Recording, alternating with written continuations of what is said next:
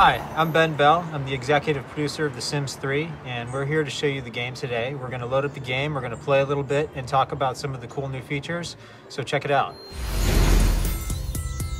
Hi, I'm Grant Rodick. Ben has asked me to take you guys through some of the coolest features in the game. In The Sims 3, you will have the freedom to enjoy endless creative possibilities. Players will be able to create unique Sims and immerse them into an open, living neighborhood outside their door. Today, I'd like to show you a little bit about the game, including the new personality trait system and how the new trait system affects your Sims' lives. So here we are in Create a Sim, where it's really easy to create any sort of Sim that you can imagine. In The Sims 3, you can create different age groups, including toddlers, kids, teens, young adults, and elders. You can alter your Sim's body shape. You can make them really heavy, thin, muscular, or anything in between. You can really customize your Sims to look like anyone you know. Hey, this looks like Ben. Okay, let's create an actual Sim. I'm going to name him Herman. Let's give him an average body shape. Maybe he can be a little on the skinny side. One really cool feature is how you can customize the hair color of your Sim. You can choose from any of our preset hairstyles, and then go in and change the root color, the tips, or even give your Sim some highlights. You can really go crazy with this tool. I don't think Herman's a mohawk kind of guy. You can modify your Sim's facial features and create a Sim. If you're just getting started with The Sims, the tool is really simple to use. You could choose from various presets to create the Sim you like. If you want, there is an option that allows you to tweak these presets further. It's easy to create just the look you want. Alright, let's pick some outfits. Whoa. Maybe not. There, that's what I wanted. So our Sims look great, but what about their personality traits? In The Sims 3, we wanted to give you the ability to really define the personalities of your Sims.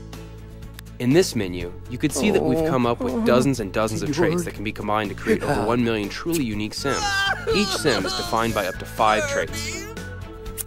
I've made Herman brave, but clumsy. He loves the outdoors, he's a vegetarian, and a bit hot-headed. Let's give Herman a roommate. We'll name him Arnie. He's a conversationalist, ambitious, materialistic, a schmoozer, and a party animal. Our last step is selecting a lifetime wish for our Sims.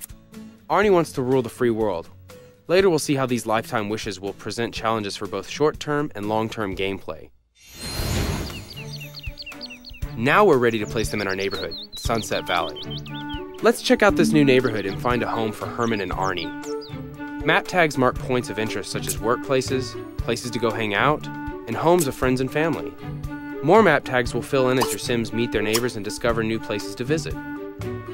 You can choose where you want your Sims to live, whether it's a rustic home along the cliffs or a modern home nestled in suburbia.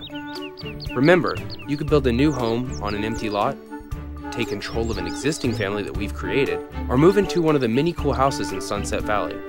I've always wanted to live by the beach. Let's move Herman and Arnie here. Arnie has a lifetime wish to become the leader of the free world.